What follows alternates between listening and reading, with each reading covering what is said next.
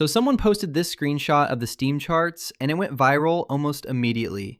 And I think the reason it hit so hard is because you just look at it and you don't really need an explanation. That's Destiny 2 on one side, a game Bungie officially killed. No updates in 6 months, servers kept on purely as a courtesy. And that's Marathon on the other side. Brand new season, free to play this week, $250 million in development costs behind it. And Destiny 2 is winning. That's a rough thing to look at if you're Bungie. Let's talk about how we got here. To understand how bad this is, you kind of need to know where Marathon was heading into this. The game launched in March with a Steam peak of around 88,000 players. Not a disaster, but not what you'd want for a game with a $250 million price tag either. And then it just bled out. By the end of Season 1, it was sitting under 4,000 daily players, less than 15% of launch. The game needed a turnaround badly. Season 2 was it. New map variant, new runner, a reworked progression system called the Cradle, quality of life fixes, and on top of all that, a free-to-play week running June 2nd through June 9th, so anyone who was curious could just jump in. The thinking was, you hit around 100,000 players during the free week, you build enough momentum to survive the inevitable hit from Destiny 2's final update on June 9th, and you prove the game has a future. That was the plan. It did not go that way. Season 2 launched on June 2nd, and the servers immediately fell apart. We're not talking about some minor instability. The game was basically unplayable for close to 10 hours on launch day. Error codes, disconnects, servers eventually taken completely offline until 11 p.m. Bungie had no ETA to give anyone. People who took time off work for this, people who had been quietly rooting for Marathon to succeed and wanted to be there on day one, they just sat there. And I think this is where you have to just be honest about how bad the timing was. This wasn't a mid-season patch. This was the most important single day in the game's entire existence. The free week was live, new players were showing up, streamers were covering it, and for most of that first day, you couldn't get in. A new player who bounces off an error screen on launch day is not coming back for Season 3. That's just how it works. The comparison that keeps coming up, and it's a fair one, is that when Destiny 2 had server problems at launch, it was because too many people wanted to play it. Marathon servers collapsed with around 40,000 players. That number should have been completely manageable.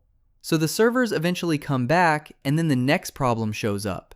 A few things stacked on top of each other really fast. The most dedicated players got handed instant purple kits as a reward for Season 1 progression, which basically torpedoed the seasonal wipe before it even started.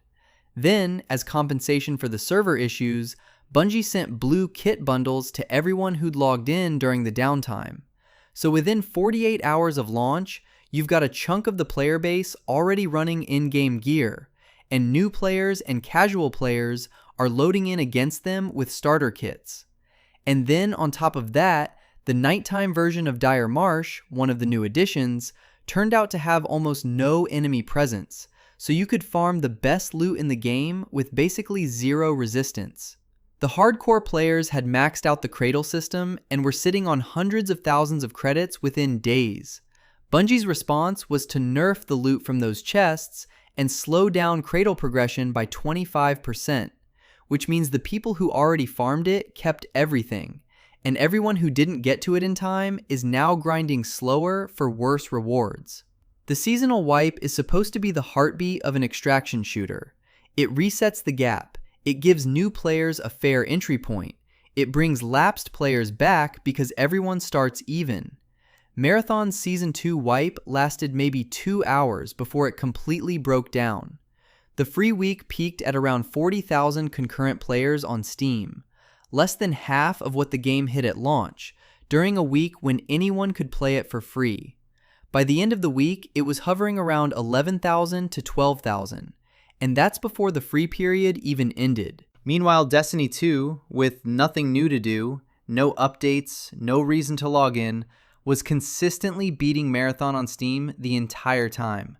And on June 9th, When Destiny 2 players organized a massive server event for the game's final update, Monument of Triumph, the numbers they hit shattered Marathon's all-time peak. A 350,000 signature petition for Destiny 3 has been making the rounds. Sony's State of Play the week before didn't mention Destiny 2 once. Not a single word about the final update. Marathon got the shout out instead. I'm not saying that was the wrong call from a business standpoint, but you can see why Destiny players noticed. What makes this frustrating to watch is that these aren't new problems. Destiny veterans who are now playing Marathon are saying the same things they were saying about Bungie 2 years ago. The botched launches, the compensation that creates new imbalances, the nerfs that punish players who didn't exploit something while the people who did get to keep the benefits. All of it is incredibly familiar. The reason the Destiny community left wasn't really that the game got boring. It's that Bungie kept doing this, and Marathon is doing this. And look, the financial situation here is just genuinely grim. Sony paid $3.6 billion for Bungie. Marathon cost an estimated $250 million to develop. The monthly operating cost for a studio that size runs somewhere around $6 million based on the numbers that have been floated publicly. And the game that's supposed to justify all of that is currently losing a concurrent player count race to a title they just pulled the plug on. That's a very hard set of numbers to spin. Bungie has said Sony will support Marathon indefinitely. The cryo map is still coming, a PvE-only experimental mode is planned for later in the season, and the one actual W from this whole period, when it came out that a PlayStation Store listing had misled players into thinking a $15 deluxe upgrade included the base game, Bungie honored every one of those purchases in full. That was the right call, and it's worth saying so.